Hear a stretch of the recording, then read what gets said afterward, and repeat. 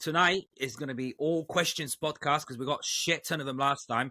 We didn't get to answer any of them. So we're just going to get straight to it, right? Yeah, we'll just get straight to the questions. Fuck it. Oh, what we should say is, as you're pulling up the questions, I think I just because I don't know whether we said this on the last one. We've sent. Say that again. I think I just froze. You might have done. Did you read the question out? No. Just we've been able to send 4 bottles of stuff to Dave Coston's new testing centre early. So what are we going to do on the podcast is every 3 or 4 weeks we are all going to send stuff to Dave to be tested, and then we're going to get stuff off clients, stuff from ourselves, and then we're going to release the results on the podcast once a week just for those who listen. So we should have 2 results from ROM and 2 results from Raw for the next podcast, which will be good to release for people. Yeah. And then so we can do this that is every the month. place to verify your gear. Yes, so this is the place to We're that verify your special. fucking gear. We're that special. Yeah. Yeah, man. Right, go on, Chuds. Dave, on Sunday, we called him to obviously do some of the blood work for the company in Turkey. So we're gonna send all of his clients to them. So that's gonna be good. Yeah, that'll be a big fucking bonus for both. I thought so. Yeah. Because at the minute, if you go out there, they've got a clinic that they work with, but it's in London. No cunt wants to go to London to fucking get blood work done. Like, No. so I said to him, look, I said, I'll set you up with someone. Dave's got places everywhere. So, you know, it works better for everyone. So I just said to him, this is the panel that we want, price it up, and that's it. So what are they looking at on the blood? So they're obviously looking for post-surgery stuff. So they're looking at like white blood count. They'll be looking at C-reactive protein. They'll be looking at shit like that, you know. Inflammation markers, and if You've you've gone got from like someone that looks like would beat someone to death with their bare hands 6 months ago to someone who looks like they should be on Love Island. yeah, you're probably pretty by now, He Chuds. looks about 10 years younger. Mate, Yeah. I've lost about 15 kilos and just grew my hair out, and that's it. So I tell you what, though, I've always said that I would love to go on Love Island if I was single. That would be my thing. Nah, fucking mate. I would be hated by the population in 4 minutes. Bro, that's why I would literally just take the piss and I'll just be like the worst cunt on there, like just. Right, let's fire in the questions, Chuds. What's the first one you've got? Why do you think steroids are so downplayed in bodybuilding? Look at Samson. Ever since he's been with Milos, the only thing that's changed is the supplementation. Is it? I don't think so. No, I don't think so. And it's how are they downplayed? Every person talks about them now. I think the only thing I can think he means is not so much that people downplay their importance, where people downplay how much they're using them. Maybe that's what he means. Because there is, as we've spoken about before, there is a real trend of either coaches pretending their clients use less or people saying they use less. Like, obviously, it's not a common thing for us because we're all happy to go fucking do lally with whatever we have taken. And that's part of our enjoyment. But, you know, there is a trend of people, well, my clients only take this or my guys only take this.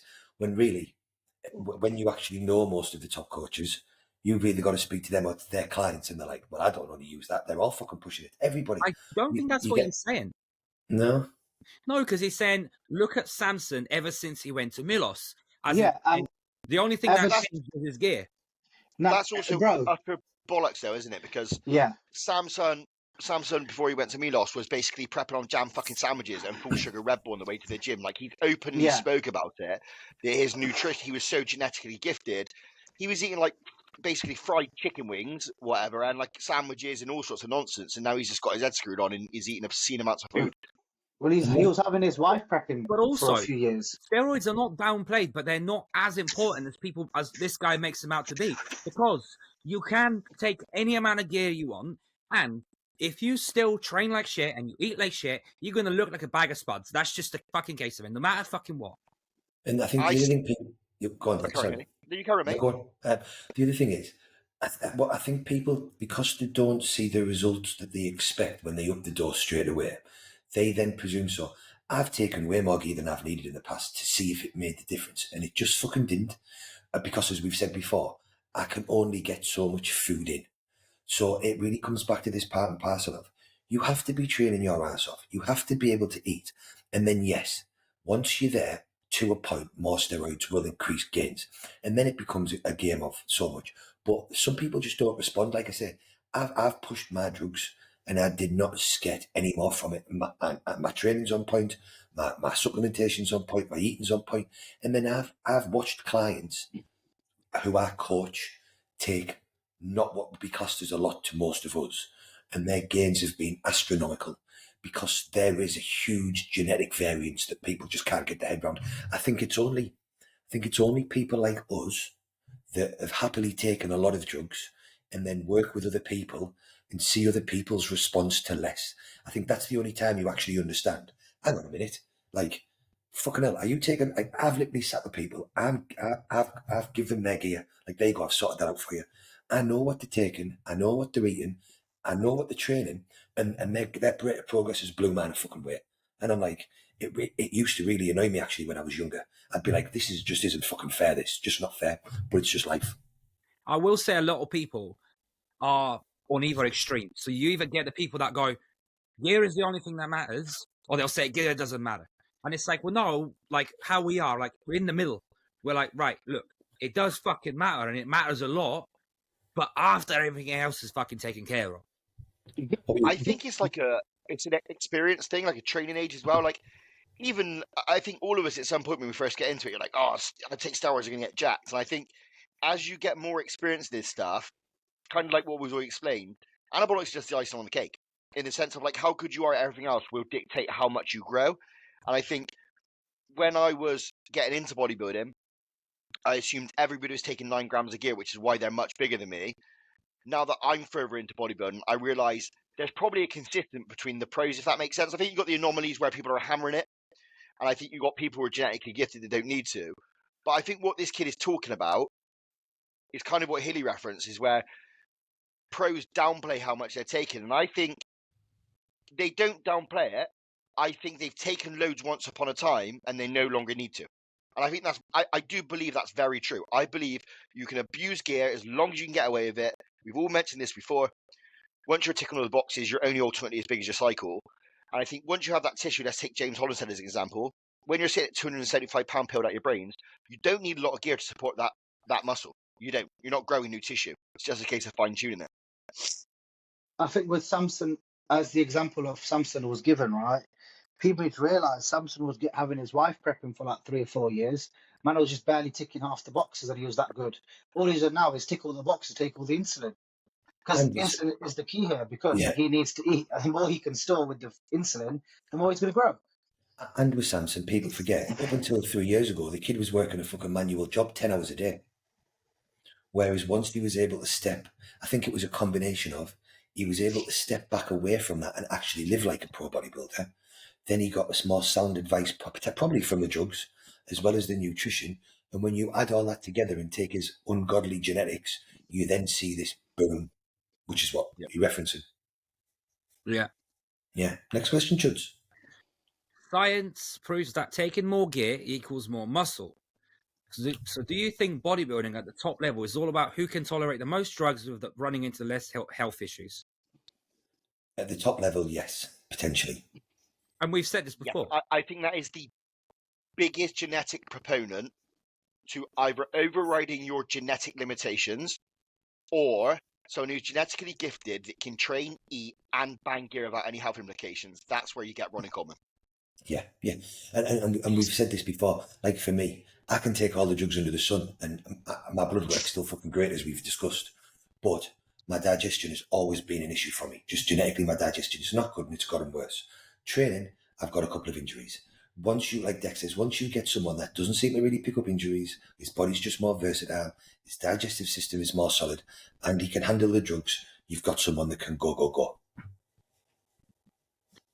Can you On see? that note, has anyone watched Samson train? Yeah. He trains like light. He trains like quite light, and Wait, when that kid actually learns how to train, it's game over for everyone. Like, if you could put James Hollinshead's like work rate and the way he trains into Samson, it's going to be the maddest thing you've ever seen in your life. Yeah.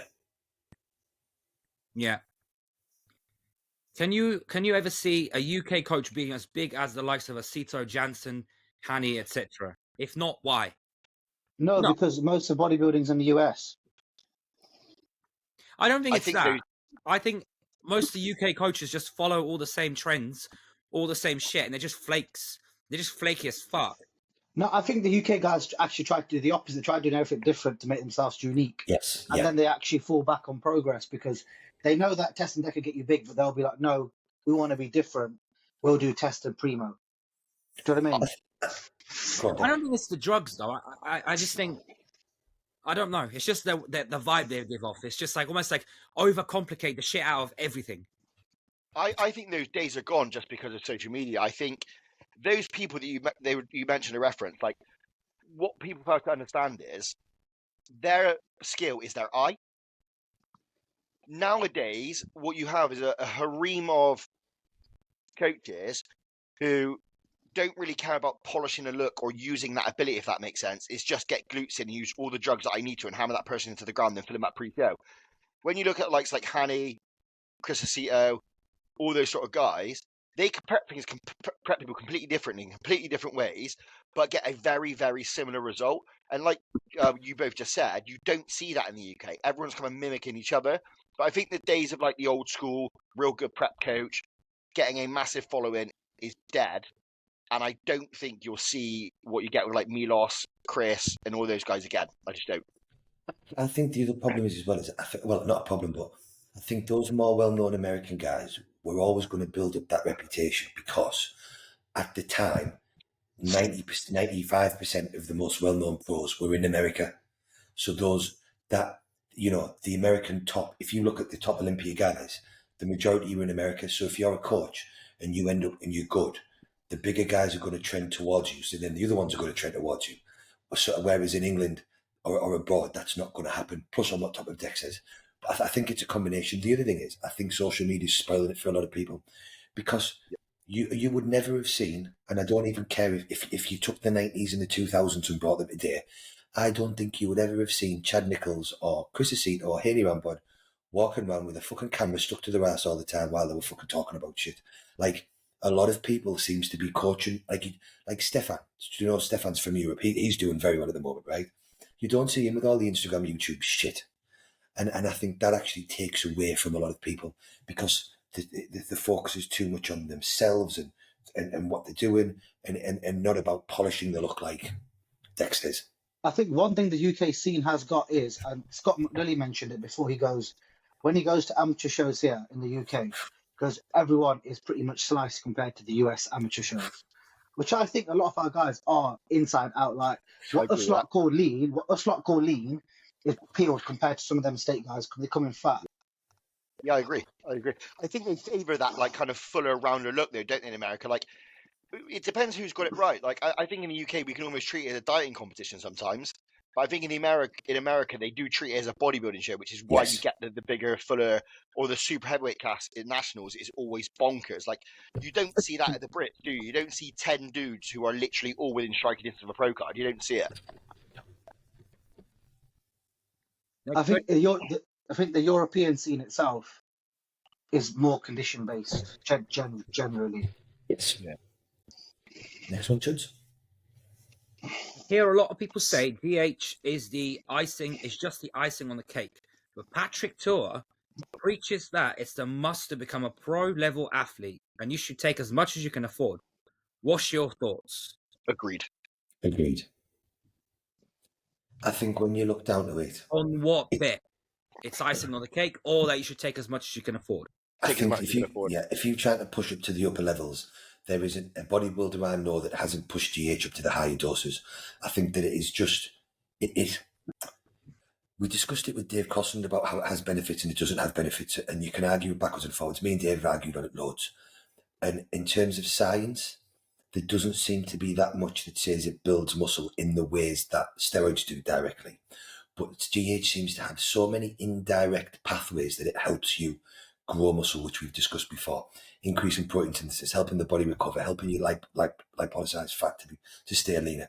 I think that it does so much in so many aspects, and you can push it so hard with very few negative side effects.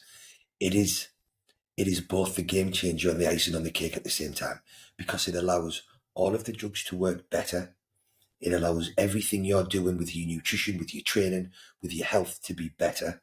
And it doesn't detriment your health to more or less any really negative effects compared to, 10 IU of GH is a huge dose. 5 gram of steroids is a huge dose. You best believe that you are getting way more toxicity from 5 gram of GH than you are from 10 IU of fucking GH. Do you know what I mean? And because I always like to come back to what does everybody else in the field say, you won't find a fucking top level coach that doesn't say the same fucking thing. Whether it's Patrick Cho, whether it's Matt Jansen, whether it's Chad Nichols, whether it's Milos, every fucking guy that we mentioned earlier, Acito, all generally want to have guys running huge doses.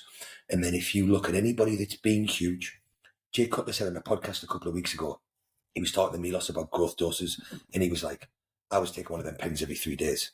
We know Dorian Yates said he was going 8 to 10 IU every other day and then potentially every day. There are multiple well-known Mr. Olympia's top-level guys have all, whether you go on Fired's podcast, whether it's Seth Feroce, Fired, any of them, they're all saying 6 to 10 IUs is where they saw them, or 6 to 10 IUs. Every fucker pushed it at the top level. So there has to be something to that. They all can't be fucking wrong, can they?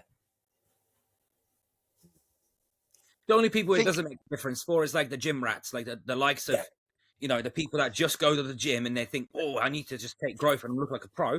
No, but for the top level guys, then yeah. Well, even add to that, what's his thing? Sorry, go on, Dick. I was that guy once. When I first ran GH, I thought it was fucking pointless. But it's because I didn't understand what it did. I wasn't on top of everything else, so I couldn't see the benefits. But like that Blue Taylor said, and Justin Compton, there's a line the majority of people can get to in terms of their genetic limitations. They can bang the gear and they can train and eat well enough to get to that point. But when you're talking about like overriding what you can do genetically, there's two things: insulin and growth hormone. And I don't think anabolics can do what those two combined can do.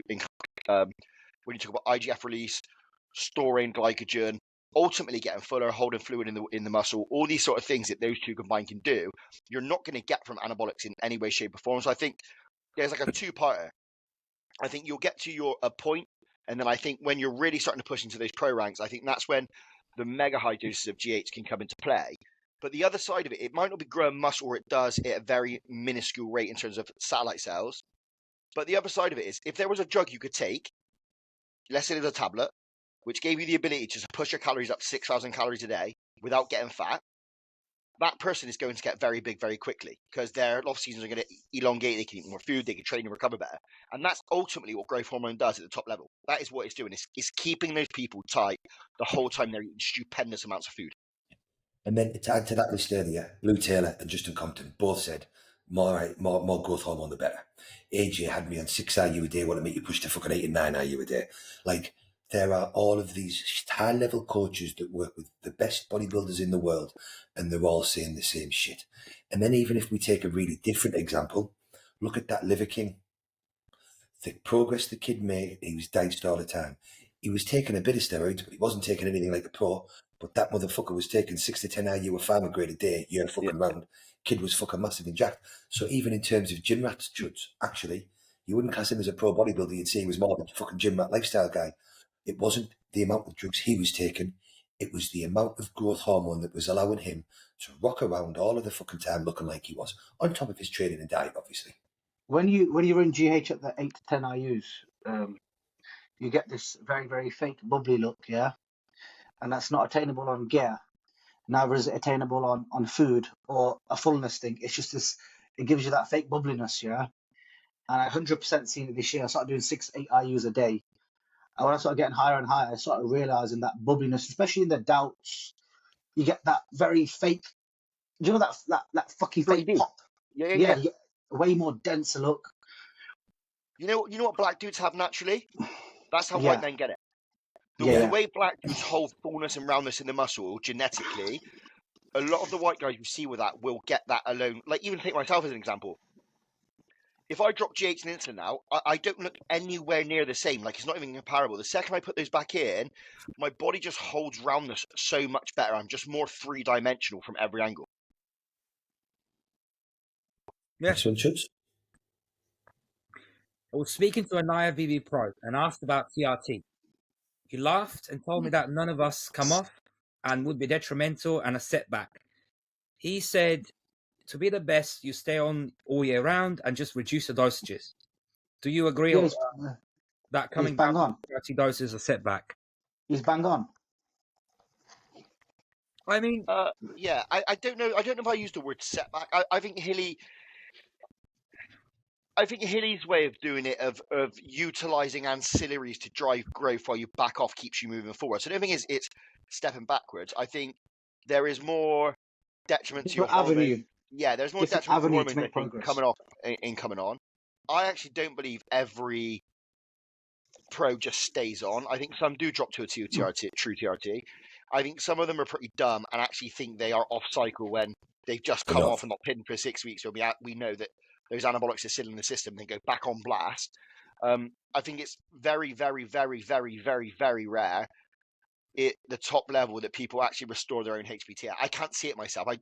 The time it would take for that to happen, whilst using the ancillary drugs to do it, and then get back on and compete again that same year, to me, is not possible in terms of the timescales. I don't say they can do it. He's talking about TRT though, not coming off. Yeah, but hardly anyone who's 220, 230 plus on stage, they're not doing TRT. They're going to be doing a elevated sports 300 therapy cycle. Sports TRT. Yeah. I like that. 250 mgs. I think the other thing is, though, what Deck's touching on there is the right way to look at this. So firstly, most big guys that I know personally didn't really ever come off. They would just change drugs for extended periods of time. Then the ones that would come off, which was very much an American thing, instead of when they would have clear-out phases, their clear-out phases were only 6 to 8 weeks. And like Deck says, if you're taking 1,500 to 2 grams of gear, we've seen on blood work that after 6 weeks, some of that's still in your system. So you've never really truly come off. And then the other thing is, even say you drop down, say you're James Hollinshead, or say you're us, right? Say we're taking 1,500 mgs of gear, 2 grams of gear, and you drop down to a TRT dose for 6 or 8 weeks. You're not even on that TRT dose, because on top of the TRT dose you're putting in, you've got lingering hormones from what you were taking for the 6 or 8 weeks. So I don't think really it matters which way you look at it, unless someone is coming off for a minimum of 12 weeks, or they are cruising on TRT for a minimum of 12 to 16 weeks, you're always on an elevated amount anyway. And people can phrase it however they fucking want. But in reality, like Dante's 6 to 8 weeks on, 4 to 6 weeks off, he even has stated he knows people weren't clearing out then. It was just reducing toxicity and reducing stress. Like when I've looked at people's bloods, I've seen clients with elevated tests 6 weeks after taking nothing at all. Now, if they had a testosterone replacement therapy dose under that, it would have been even high still at 6 weeks. So anybody that's cruising or TRTing for 6 or 8 weeks, they're probably even higher than they would think their TRT dose is. So how many people are actually taking 12 to 14 weeks to truly clear out? I imagine it's a minimum. No one. Yeah. Judge, what are you smoking? Oh, I thought you had a fucking shisha pipe there with a long, the thing on it, but it's plugged into the charger. Charging it. Lads, when would you ever think you'd see the day at UGL release a pen, a GH pen? It's quite impressive, isn't it? What you can do these days. I want that. Nice. It's pretty cool, isn't it? It mixes like a Gino, which is quite cool. You know what I mean? Quite nice. How many are you using it? He's done it at 36 IU. Guy at Future, he sent me one to try. So I had a chat with him and I said to him, it's good, but for the price it is, a lot of people are not going to want to buy it because it's 36 IU for the same stuff that you can buy the bottles. And he said, you can't do 100 IU pen. He said that was you can't. So how much is the price point on those? Same as about 100 IU kit. So about 110. About 120, 130 retail, I think. That's a madness, isn't it? Well, you can get Gina. I don't know what to say. I got one of them as well. Yeah, so it's nice. Look, it comes in a little packaging for your missus for birthday, Christmas. Yeah, Yeah, so stop being fat, you went. Use code BMS at checkout, probably get a discount. Uh-huh. Quite Yeah. good. I But do like it, though. It's innovative, but, like, if it was, like, 40 quid, sound. Yeah. Like, if it was £38, 40 quid, I'm game for that, because it looks fancy and it's probably Because cool, it's easier to dose as well. It's just Yeah. bro, it's just nice to see someone trying to do something a bit different. Do you know what I Yeah, mean? no, I agree, 100%. totally. You will probably get the lifestyle business client. So I've got a niche market of clients that are businessmen that work offshore that can't take the mixable bottles, but they would want to use them. But I do think it's pushing it, trying to charge the same price as a Geno pen for a UGL pen. Or personally. people that ain't got a clue and they'll just assume it's farmer. Yeah. I just think it's a nice little idea. Though. It is. Trying to level I agree. up. It is. I think though, that if there was 60 or 70 quid, I'd maybe even be tempted to do it myself, to be honest.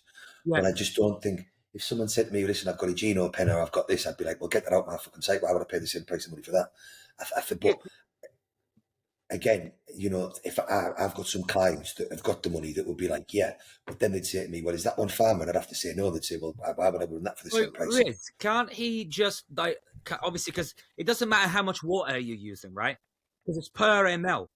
So if the pen is 1 ml, can't he just load up more powder? I don't know. This is what I don't get.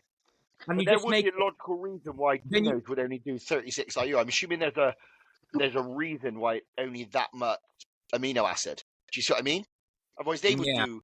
But then I say that Nordy do a Nordy trim and do a 64 milligram pen. Yes, they do. Yeah, but that's in 2.5 ml water, bro, isn't it? Yeah, it's a big fat chunky thing. But then, so basically what he's saying on those food strips, as good as it is, I get it. You're basically paying a £70 markup for a pen. Yes. on the pen, yeah. For the packaging. Something will come out, and I've He'll actually have to send it to us for free to try. Do you remember that Sys Labs or SIS? Do you remember them? They did a pen a while back. Yeah, they were good as well, Sis, wasn't it? Then it just They disappeared. were, and then they went to shit. Yeah, I remember that. What's next question? So, what's something? Oh, that's a good one. What's something that evidence-based coaches swear by, but you think is an absolute load of rubbish? There's a whole fucking list. Primo, fasted cardio, reps in reserve. Saying all your cycles are fruits and vegetables because you're too scared to admit that you're taking take gear now. Anavar only for a first cycle. Just loads of shit. Loads of fucking shit. Yeah. Too much to go through. The biggie for me, though, it's the whole meso-macro style with deloads. Like, it blows my mind that people program these 6 weeks of training and 6 weeks off. Number one, 90% of people can't fucking train. We see that in the gym day in, day out. They don't even understand what failure is. Secondly, if you can train, you go to failure. Your body will tell you when you need a day off. Everybody knows when it is. Digestion goes to shit, fatigue kicks in, sleep falls apart. At that point, take a day off. Take 2 days off. Take 3 days off. But programming these deload periods is fucking ridiculous because you're anticipating something that potentially can never happen, which you're going to lose out on growth on. And it's such a common thing now between the science-based nerds, which is why they all are 187 pounds on stage and have stayed there for 7 years. I just find it funny when we'll talk about our client or ourselves. We'll say, right, I've been on cycle for 6 weeks. I'm doing this X, Y, Z. Yeah. These are, I have to say, right, my client's on a mesocycle 1, chapter 2, verse 3. We're currently doing androgen load. And it's just, I'm like, listen, I literally just see it and I'm like, you know what, you're a fucking tool, bro. And I just turn it off. Yeah. That's my biggie, though. That is definitely my biggie, the whole deload program and stuff. My biggie's the terminologies. Stop trying to rename shit. Just say everything what it is. Don't overcomplicate it for Instagram. Don't try and make yourself sound cleverer than you are. Just say it what it fucking is and move on. That's the biggie for me. This will give you better function. This will make you stronger.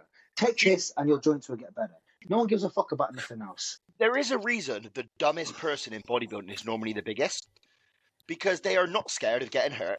They do stupid shit in the gym. Ronnie Coleman has the IQ of about 6.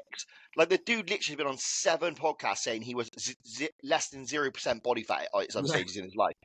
Like, the stupid people who don't really understand risk and are impulsive, they're the ones who just get on with it and get fucking big. That meathead, like the Sam Suleks when they're young, just chucking weight around, they always will surpass the nerd that is trying to add these massive macro cycles from the get-go, 100% of the time. Yeah. Next question. But yeah, I mean, there's probably a list of shit that we can talk about. So that could be about 10 podcasts worth of fucking stuff. Yeah. Let's not ranting about it. Yeah. Why are the push-pull legs lovers always so underdeveloped compared to those who use the good old bro split? Why are the progressive overload logbook every set 2 to 3 hour gym session lovers always so underdeveloped compared to those who don't care about how much weight and just train for the pump for an hour? See, I don't mean partly. Some of this question is partly not true. Agreed. Like the whole pump for an hour. That's not. You know when people say push pull legs, just because I do chest with 2 sets of shoulders, don't mean I'm doing push. It's become a common thing now. Where if you do one shoulder movement in your chest day, it's now become a push day. It's not, bro. The shoulder's a little bit of chest. Do you know what I mean? People love to just anything wrong with push pull overcomplicate legs, because push pull legs is literally just like you could just say chest, shoulders. You could say back, biceps, and legs. Jordan is arguably the most developed human being on the planet in terms of muscularity for his frame. It's Zero all he's gaps. ever done. But like, he's always logbooked and he always does push pull legs. And I think what should tell you is like, well, the answer's there within itself, isn't it? Like, it doesn't matter what you fucking do. It's the level of effort you do when you're doing it. And I think people that tie themselves to those, and the people this guy's talking about, I get it. I understand what he's saying. It's paralysis by analysis, isn't it? They overthink everything. They're trying to push numbers up rather than trying to grow the muscle. I really like Matt Tofton's wording. You know, he put stuff out like all this all the time. Like, you're not trying to be a powerlifter. You're trying to grow the muscle, kind of forget the weight, all this sort of stuff. That's all Jordan's doing. He's trying to grow his back. He's not just ripping 9 plates from the floor for fun. Like, if you watch his technique, the way he locks into that is special. It's not normal to see. Not many people can do what he can do. He is trying to grow that muscle. And I think push-pull legs works. It's great for beginners. It teaches you and it keeps you, if you do it properly, doing the basic compound movements that everybody should learn to do. The problem is when the nerds take the push-pull legs and there is 0 compounds in it whatsoever. It's all just fluff work and they never actually grow. I think it just comes back to it just comes back to what we always say, is that all of these training methodologies work. The problem, I think, where this question is aimed at is the people that are taking it too far. They're not actually doing it how it's meant to be laid out. They're micromanaging the volume too much. They're micromanaging a logbook too much. They've never gone to the gym and just annihilated themselves. They don't really know how to fuck themselves up. To watch Jordan do a workout that's got, or James Holland do a workout that's got 8 work sets in, and they go and do 8 work sets and it's 8 sets of shit because they cannot generate enough muscle damage to create stimulation in those 8 sets. When Jordan does, or James does 6 or 8 or 10 work sets, that is the equivalent to a normal person doing 20 sets. And I think that's the whole foundation of where it went wrong for people, is that they have no idea of what it actually needed to build muscle. And yes, you might be able to train properly, but can you train hard? And are you able to put into 1 set or 2 sets what Dorian Yates did or what Jordan did? If not, then you need 3 or 4 sets of what you were able to put in, because those 3 or 4 hard sets for you is the equivalent of 1 or 2 sets for Dorian, James, or fucking Jordan. And that's where people fucking just get it wrong. And then the other thing is, and I have this argument with clients all of the time, calling it push-pull legs in a fucking density day, or calling it upper or lower with swings here or there, is no fucking difference to calling it back, chest, shoulders and delts and tagging body parts on. And this is a British thing and it sends me fucking wild. So if you're doing a chest day and it makes sense to add a little bit of delts and triceps on, yes, it's a push day, but it's also a fucking chest day. Call it what you fucking like, no one cares. I've got clients, right, and I've literally laid them out a program and they're like, I prefer push-pull legs. I'm like, listen, fucking idiot, you're doing push-pull legs, we've just split it about differently. Like, if I take chest with a little bit of delts on the end of it and I put 1 tricep exercise in, I literally did this to a kid, right? So I wanted him doing chest with a little bit of additional delts, and then I wanted him doing delts with a little bit of additional chest, and then I wanted him doing a pull day and a leg day with hamstrings. He was like, no, like, I really love doing push-pull legs. So I literally just changed the fucking titles to push fucking pull, density day, push 2, and legs. He was like, yeah, this is mint. I was like, idiot, it's the same fucking thing. Yeah. I just changed it, like, and that's, and it's that's the way people are fucking wrong, and it's probably my biggest pet hate. Like, it's just the name of it. It doesn't matter what you're doing. If you want to call it full body every day and you're just switching about, like, it sends me fucking west. It's when people say stuff like, I'm doing posterior. I look at their physique, I'm like, well, your whole posterior is shit. But they like to use this word, a posterior. I've got my chain loading day. My back, I'm like, just shut the fuck up, man. It just pisses me off, bruv.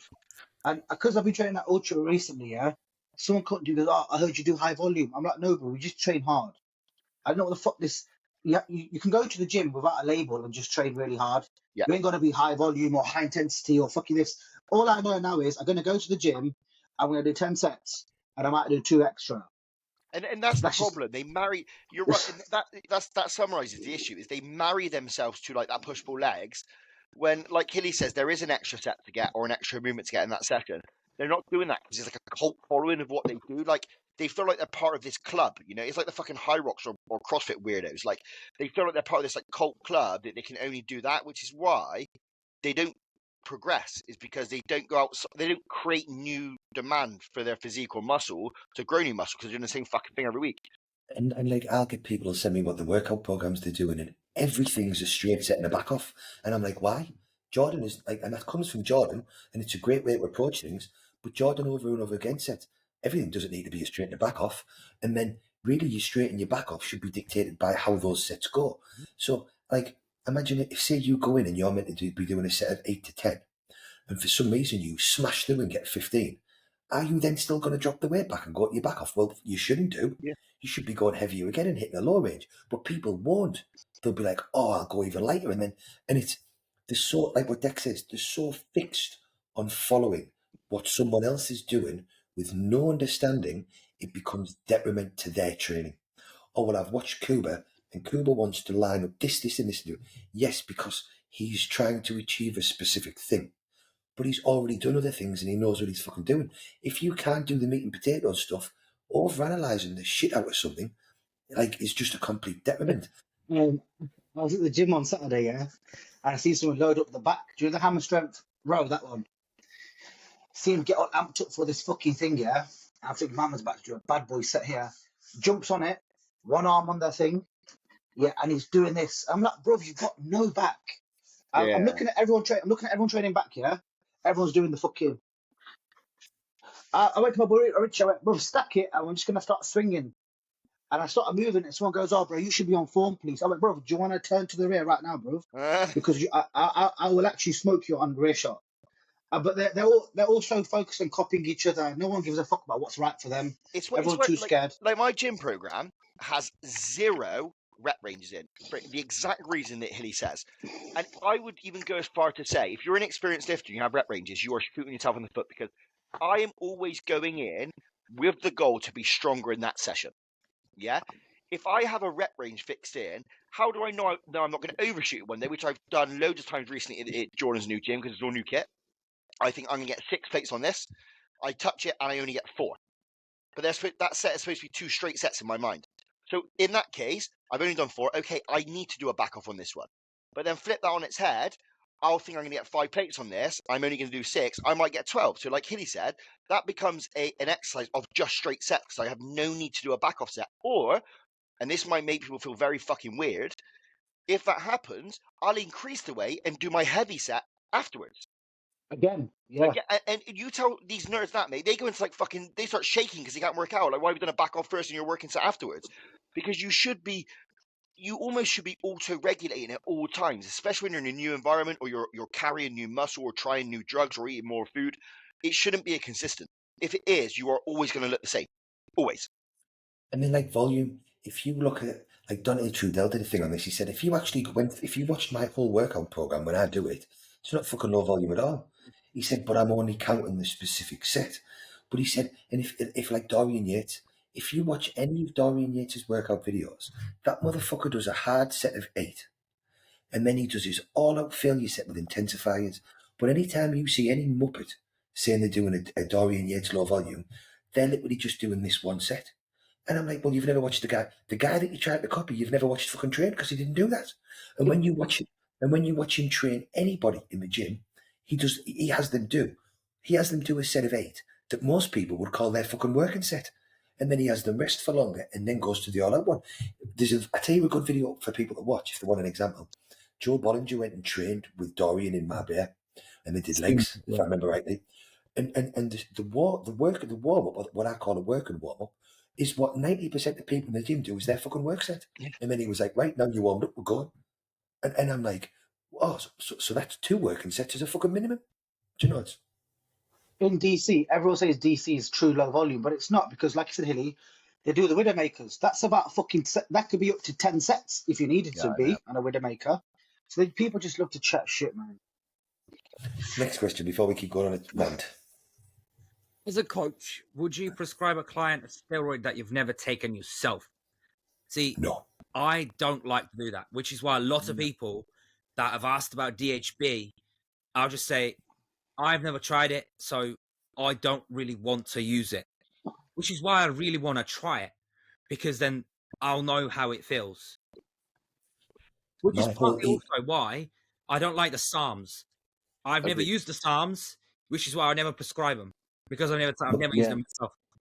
My whole ethos from being very young, because I've always helped people, whether it was my mate local to me or, like I said, I've been doing this maybe 15 years, is that you should never prescribe a drug that you have not even just used, but you understand the science and you understand whether it can go right or wrong. So, for instance, insulin. First or second time I used insulin, I sat with 50 grams of dextrose, carbs, and I injected some, and I waited until I went hypo and I checked what my blood sugars did, how I felt, how you reacted and how to get out of it. I've always played about with every drug available, because for one, I enjoy playing with them, but for two, I don't feel anybody should be telling someone to do something that they do not know the positives, the negatives, and what can come from it, and how they should feel. So again, with Chudley, up until the last 3 or 4 months, 2 months, I've never played with DHB, so it has never ever been in a plan of mine, and I've never recommended it to anybody. Now I've started playing with it, and I'm starting to see the benefits in myself. Then I will recommend it to people. But there is no drug that I recommend to anybody that I have not taken myself, and I don't believe a coach should do so at all.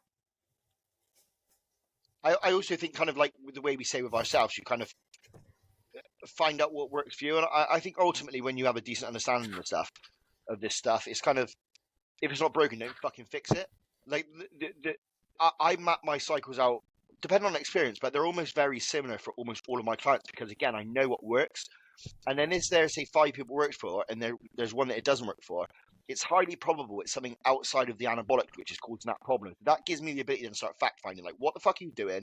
What are you eating? Send me your form videos, all that sort of stuff. And when you start looking through the finer details, you start understanding the flaws in everything else they do. And then once that happens, you start seeing the results you expect to see. I will say, though, as well, just because we don't like a compound personally, so like NPP, for example, like Nandrolone, that doesn't mean I would not use it with a client. Same. It just means I don't like it. Same. Exactly the same. Yeah. Next question. Was it good or not?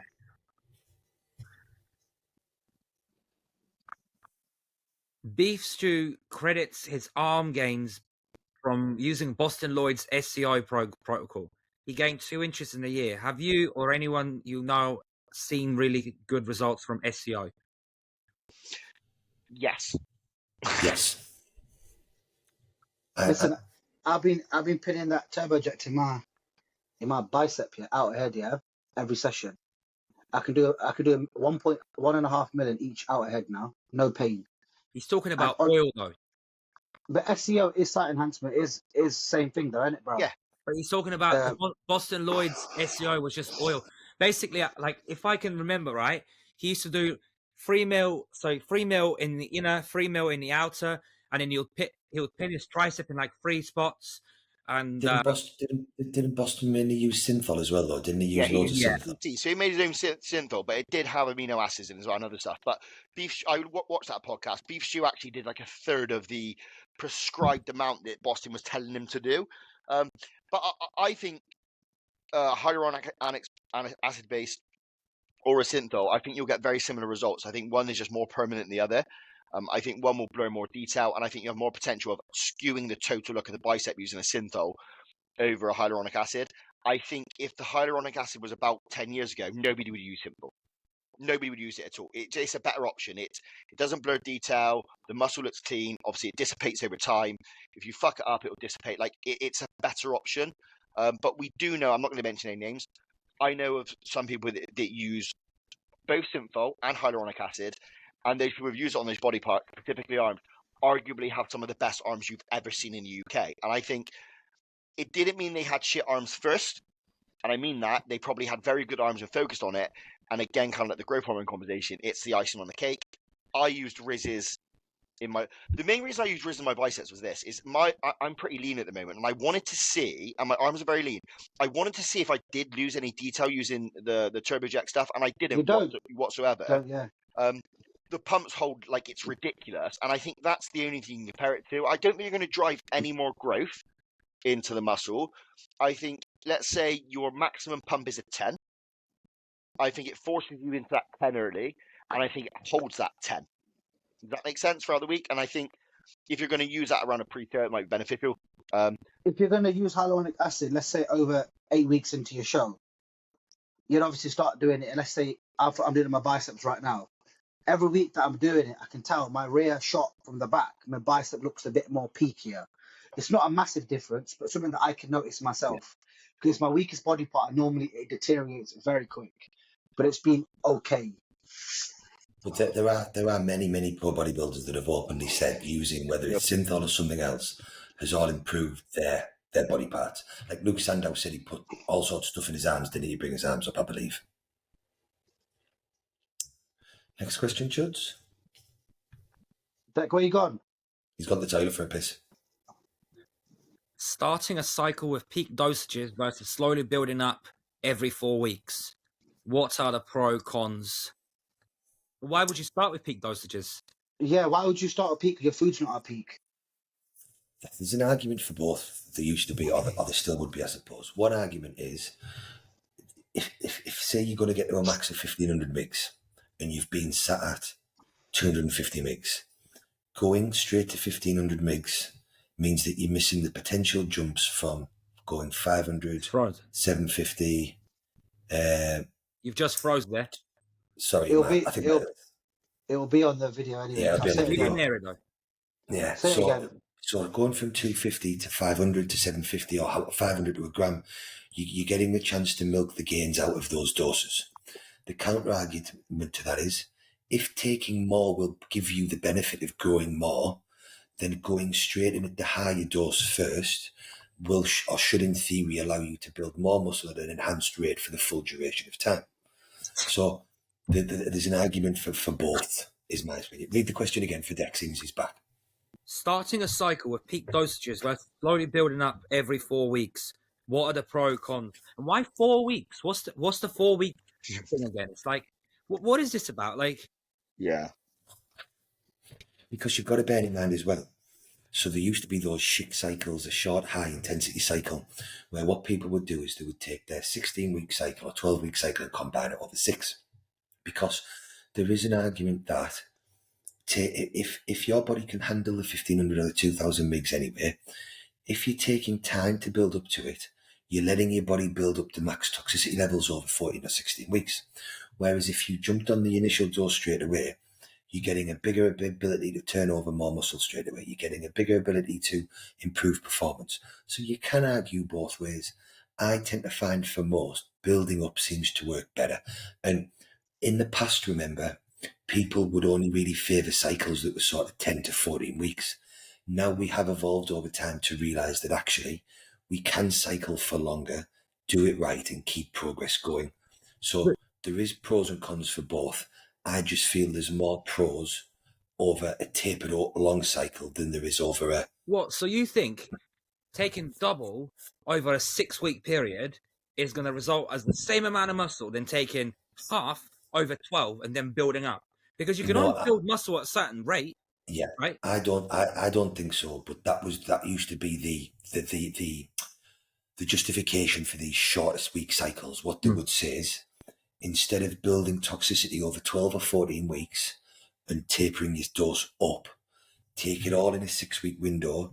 So you're maximizing sort of you're maximizing all of the muscle growth in that period of time, and you're getting in and out before toxicity goes too high. And they were very popular cycles. So it was a guy called Paul Borison and someone else that created them, wasn't it?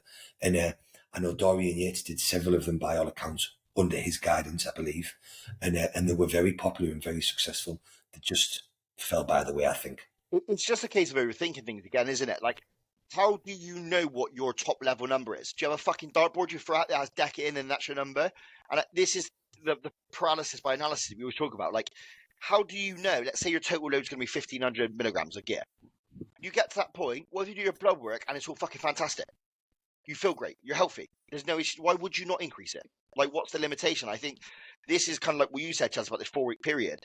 If people are just being retarded, I think every single cycle should start at a lower rate and increase over time, specifically with coaching people, because then you have the ability to use that as one of your growth variables, I suppose, in terms of food and training output. Yeah. You need to be able to increase those things as and when to elongate that growth period. Otherwise, the other end of what I just said is you could bang 2 grams of gear in straight away, and that person's likely to go fuck till they feel like a bag of dicks and you've got to come off again. So it's the safest way to do it that way. Yeah, but then again, bro, like, I've got a client who wants to compete end of this year, right?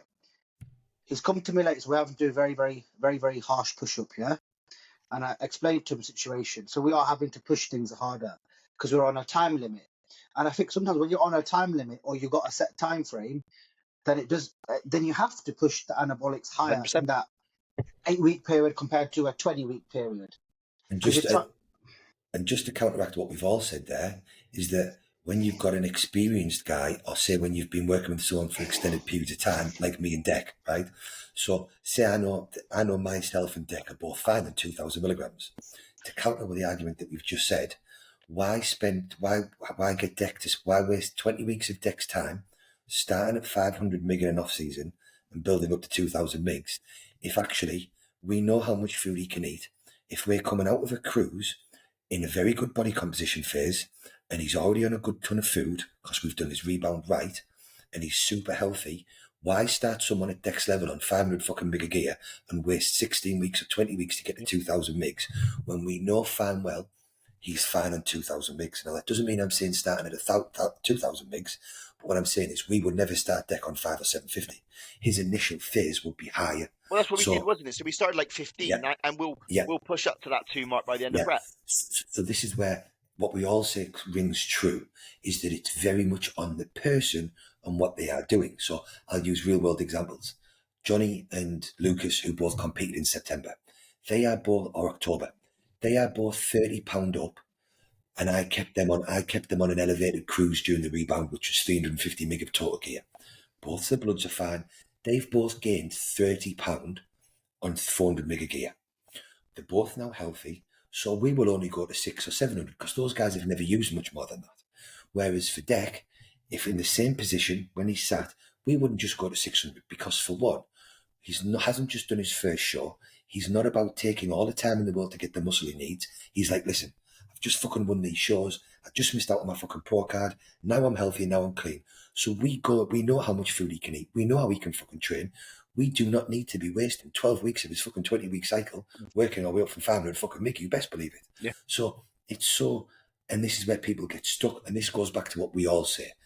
You'll get someone who's a coach who's so by the book, he would have someone like Dec go, right, you've been on 200 migs. We're going to go 400 mg of test and 300 mg of primo. Then we're going to go 500. Or I've even heard people say just add 50 mgs of gear every 2 weeks. Fuck right off. That's the biggest waste of Dec's time on this, or Riz's time on this planet. No one at that level is doing that shit. So if there's someone, and this is where I hear some guys that are reasonably good coaches, but they're so new, or they haven't competed, or they haven't worked with guys at certain levels, they don't understand, they don't have the experience or the knowledge to be able to change the way they coach between 90% of their clients and someone like Dec or someone like myself, and they have everybody do the same shit. It just goes back to what we're all saying. There isn't this one set course that everybody needs. You've got to look and be like, a pyramid scheme is going to work really better for you. You are going to need a bigger jump because you've got a certain time frame. Fucking Elvis has got balloons on his screen. He was excited. That's why he liked that speech, Hilly. That's why he gave you a balloon. He liked that speech, didn't he? Yeah, give me balloons. I think you're muted. We can hear you, Chuds. It's Riz is fucked up. Yeah, Riz, yeah. Riz, speak. I can hear his mouse. Riz, speak. Why isn't Riz speaking? Trying to fix it, I think. Riz, blink twice if you're in danger. He's I dying. can hear it now. There you go. Fucking Yo, did you see the balloons? Yeah. Yeah. The fucking screen. What the fuck happened there? Right, next question, Chuds.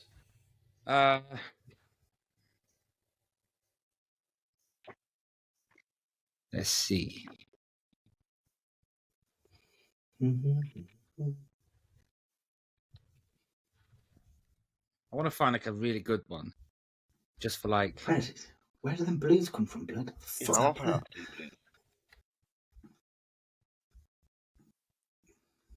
I got a good one here I put in the group the other day. Should I do this one while you're looking, Chuds? Yeah. What is the most important things or markers to consider, or what are you looking at when reading kidney results or kidney health results on blood work? Because the guy was seeing. You put that on the group, didn't you? But that's what we've already spoken about a million times, about fucking kidneys. Yeah, well, just to touch on this, so something that I've seen over and over again is most people that eat high protein, that train like we do, that take steroids like we do, their urea and creatinine markers are always out. Always. It's like 1 out of every 30 or 40 peoples that are in range. So the EGFR number is always skewed. And the most drastic effect I've seen of this is I had a 58-year-old client. His urea was through the roof. His creatinine was through the roof. So his EGFR was like 49 or 51. I shit myself. I was like, and he was barely taking anything. I was like, listen, you need to go to your fucking doctor straight away. He went to his doctor and his doctor just sent him over. I was like, you need to get back on the block. Your doctor, mate. Doctor was like, listen, just chill out. Don't go to the gym for 5 or 6 days. Come back and retest him. So he took a total week off the gym. We halved his protein intake. He rested for the week, went back. Everything was perfect and in range. So what I've come to, and since then, I've seen that with multiple people. So what I've come to realize is, for us, the kidney markers and 99% of the time skewed and of no real use to us.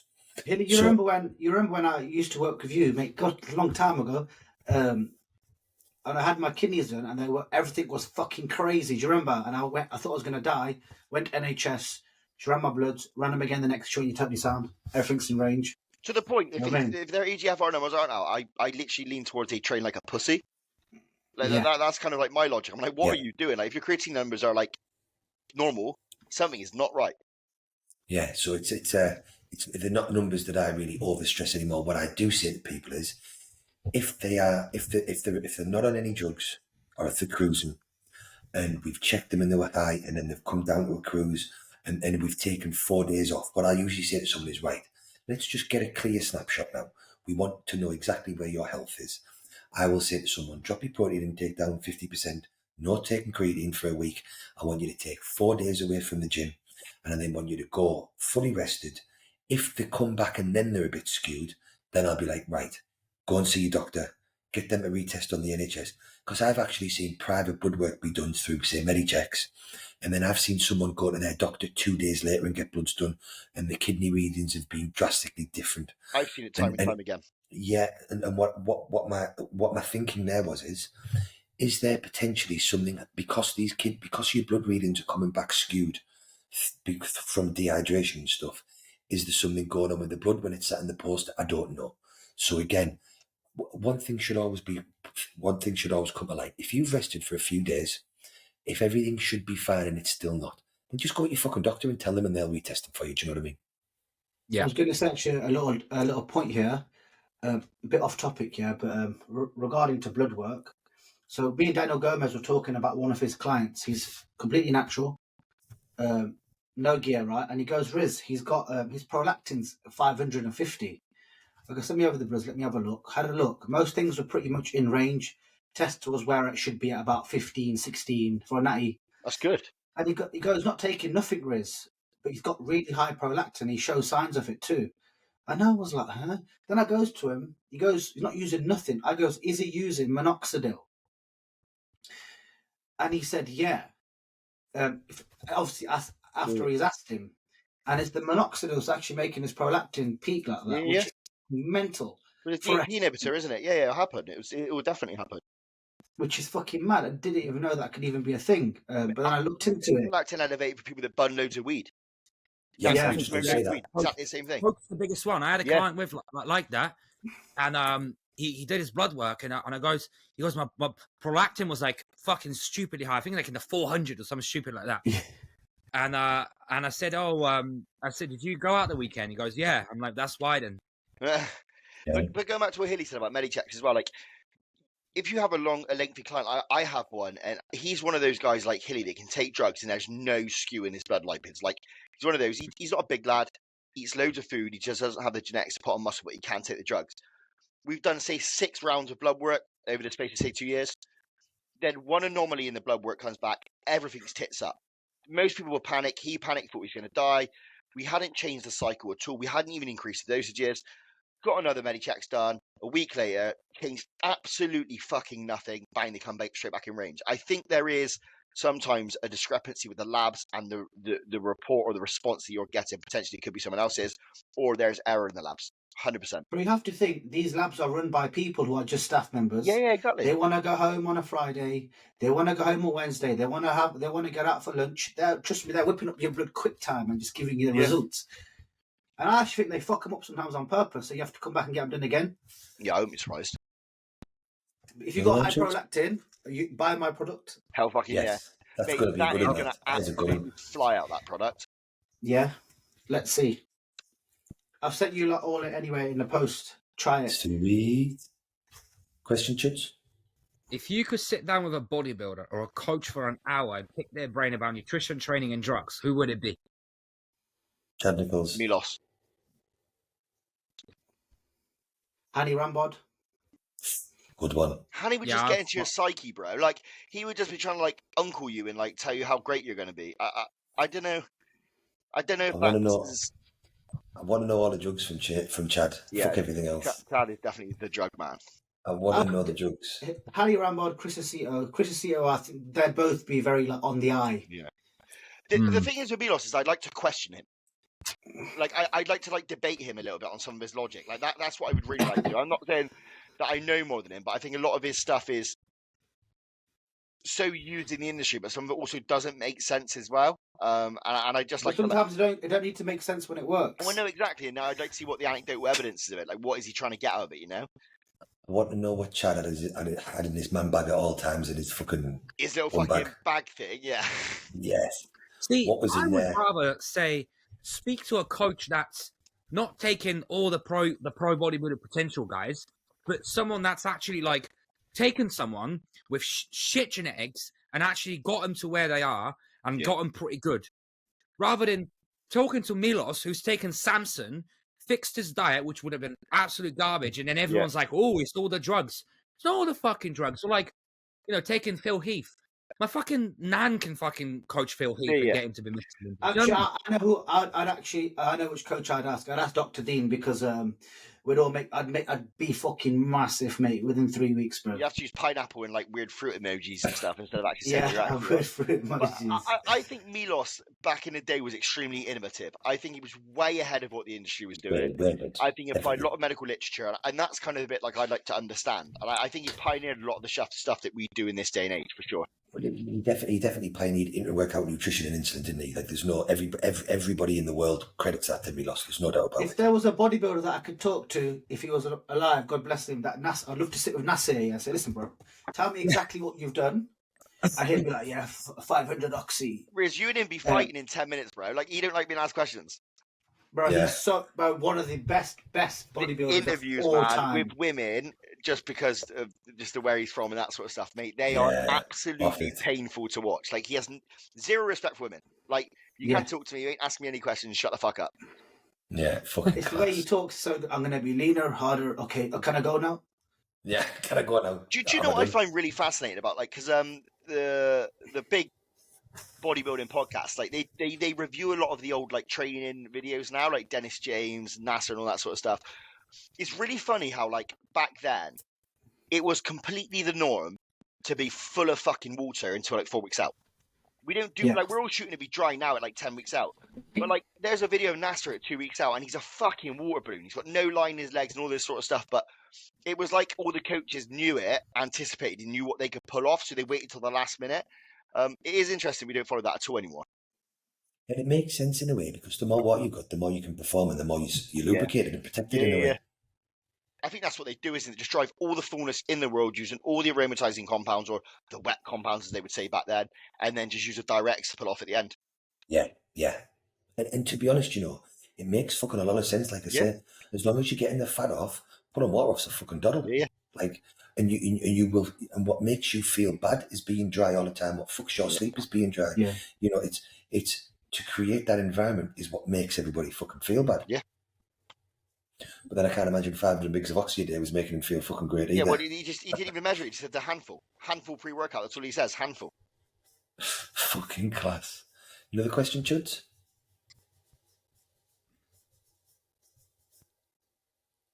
Matt Jansen has had the craziest transformation out of all coaches. Dallas, Justin Compton, Brett, Sean. Do you think he's utilizing something that others don't know, or has he just got lucky with his clients? Wait, did Matt Jansen prep Justin Compton? He did it himself? I think he might have helped him once, yeah. Well, bro, I think it's partly true and partly not. Like, I think Matt's just a very good coach, to be honest. Very clever, very, very clever guy. Yeah, and I think Matt just took it to a level where he was being very in depth with his clients. He brought about that, I'm going to speak to you every day, come and stay at my fucking house. And I don't mean like others were doing that during prep, but he was having these guys moving with him, or they were staying together for prolonged periods of the off season. And as we know, a lot of these pro bodybuilders used to slack year-round. And I think Matt was one of the guys that were like, you're going to be on it all of the fucking time. And because of that, he then attracted guys like Dallas that were happy to be on it all of the time. And then because of that, he then, if you've got a guy that is happy to be on it all of the time, but he needs someone to be on it with him, you're going to get a ridiculous rate of progress. It's kind of like the Hani Rambod model, isn't it? It's build a bond with the individual so they kind of want to graft for you as well. And that's what everybody who's coached by Matt Jansen or Hani says, isn't it? It's more like they want to perform for him. They want to get results for him. They want to win for them. And I think if you can get that, you're onto a winner, aren't you? I do gather he was also funding some of their drug bills, which is a big bonus. Yeah. If you look at Hani Rambod and where he actually came from, I'm pretty sure, wasn't he not one of the sidemen at the beginning? Yeah, with Chad Nichols. He used to follow Chad Nichols about. Yeah. And then he's become the best. He's become the best ever in the world. Yeah. But that lets you know he's not going to be shy of drugs either as well, doesn't it? Yeah. Yeah, I sometimes look at Hani and I think, yo, that's going to be me when I smoke Hilly and Martin and take all their clients. And say, come move in with me, Nick. I'll give you all the gear and I feed you every day. Come on. Me and Turbo having cuddles every night. Sounds like a dream. That's it. Got another one, Chuds, before we wrap this up? Because this has been a good hour and 15 minutes, this lad, so we fucking smashed it. I'm just looking. I think there's like a lot. There's a bunch. They're like, These are no funny ones. They're always drug ones, man. So yeah, boring. I know. Why does everyone need a coach? Nothing new in nutrition or training has taken place in the last 20 plus years. Nothing but increase in gear and use of insulin and GH. We live in a time now of having unlimited knowledge on our fingertips. Is this from a person who never prepped for a That's the problem. This is a person who never prepped for a Joe said that. There's a guy near me who's always ranting on Facebook about fucking you don't need a coach and this and that. So if you can make sensible decisions from the information you can get and make logical choices, then you don't need a fucking coach. But the fact of the matter is, I would actually argue in this day and age, you need a coach more now than you did 20 years ago, because 20 years ago, there wasn't all of the information. You couldn't overread information. You couldn't overdo things. You just listened to the guy who knew his shit in the gym and you worked hard and you did it. Whereas I think now, because there is so much information about, and I did this more than anybody, you can end up chopping and changing what you were doing every fucking week based on what you read or who you listened to. And I've said this for a decade. I spent way too much time experimenting on myself, trying this for 4 weeks, trying that, and I wasn't making any progress. And that's because as I was getting into it, the internet was just building, forums were becoming available, and I wasn't able to just be like, and this is what I'm doing and I'm not changing it. And it's where me and Jordan were very different. Jordan was like, I love to do this. I know this works. I'm just going to crack on at this one approach. Whereas I was like, oh, well, I've done this for 6 weeks. I've made my notes. I'm going to try this for 6 weeks.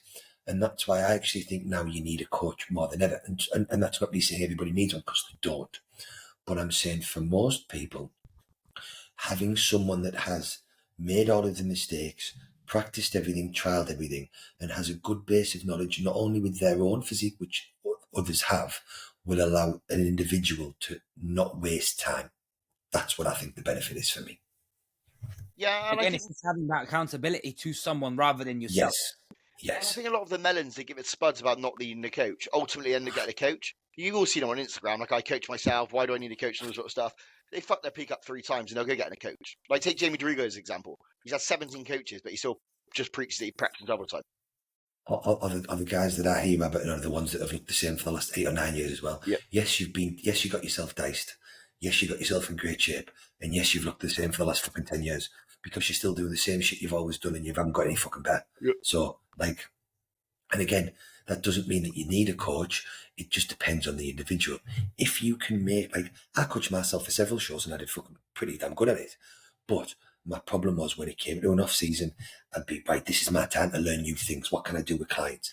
I'll try this, I'll try that, which was great for me becoming a better coach. But it was the worst thing for my physique progress, aside from my social life, because I'd run something for 6 weeks and I'd be like, right, this now works. So I know this. I'm going to try this drug. I'm going to monitor my bloods on this. I'm going to try this triggering frequency.